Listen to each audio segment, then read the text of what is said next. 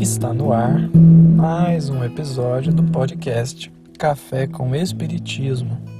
Aqui é Gustavo Silveira e a mensagem de hoje é de Emmanuel, pela psicografia de Chico Xavier, retirada do livro Perante Jesus, capítulo 14, intitulado Renunciação. Abandonar pai e mãe, a fim de nos confiarmos à perfeita integração com o Cristo, não será, de modo algum, a negação de nossos deveres domésticos, o esquecimento do nosso débito para com os progenitores e nem o deliberado abandono das nossas obrigações em família para nos entregarmos aos desvarios da delinquência.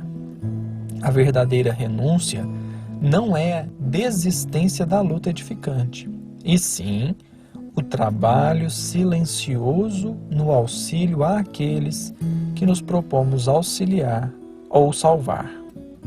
Quem renuncia com Jesus não se ausenta da paisagem de serviço onde a vida lhe impõe dificuldades amargas e problemas difíceis, mas permanece fiel ao Mestre no quadro de provações em que lhe cabe exercitar a humildade e a paciência, aprendendo a apagar-se na esfera do próprio eu para o justo soerguimento daqueles que o cercam. Quem sinceramente abandona os pontos de vista inferiores, desvencilhando-se das pesadas algemas do egoísmo inquietante, sob a inspiração do Evangelho, guarda os ensinamentos recebidos e auxilia aos parentes e amigos, afeiçoados e conhecidos, com desvelo e segurança. O apóstolo, aliás, nos adverte: se não sabemos amar ao irmão que se encontra mais próximo de nós, como poderemos amar a Deus que se encontra distante? Se não amparamos ao companheiro que vemos, como conseguiremos auxiliar aos anjos que ainda não podemos ver? Em matéria de renunciação, não nos esqueçamos do exemplo do Senhor. Vilipendiado, escarnecido, dilacerado e crucificado, Jesus renuncia ao contentamento de permanecer em seu divino apostolado na Galileia, aceitando o extremo sacrifício. Mas, ao terceiro dia, depois do transe da morte, sob a eterna claridade da ressurreição, ei-lo que volta aos beneficiários indiferentes e aos discípulos enfraquecidos, revelando a qualidade do seu amor excelso e sublime pela humanidade inteira.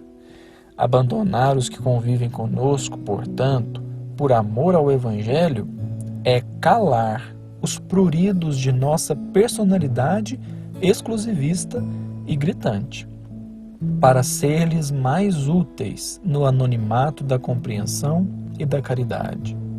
Para seguirmos ao Cristo, não basta esquecer o mal, e sim plantar sobre a ignorância e sobre a penúria que o produzem a lavoura divina do verdadeiro bem. Emmanuel nos apresenta uma nova visão sobre a fala de Jesus presente nos evangelhos de Mateus, Marcos e Lucas, quando ele disse assim: e todo aquele que tiver deixado casas, ou irmãos, ou irmãs, ou pai ou mãe, ou filhos, ou campos, por causa do meu nome, receberá o cêntuplo e herdará a vida eterna. Por mais contraditória que possa parecer essa fala de Jesus, Kardec propõe uma interpretação literal desse versículo em O Evangelho segundo o Espiritismo, no capítulo 23, itens de 4 a 6, em que ele nos faz perceber que, ainda que leiamos essa passagem ao pé da letra, ela pode fazer sentido, a depender da situação em que aplicamos-la.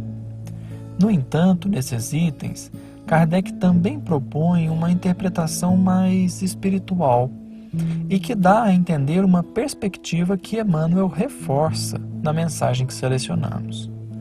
Ele começa explicando o que Jesus não quis dizer, para poder chegar na conclusão do que o mestre de fato queria passar.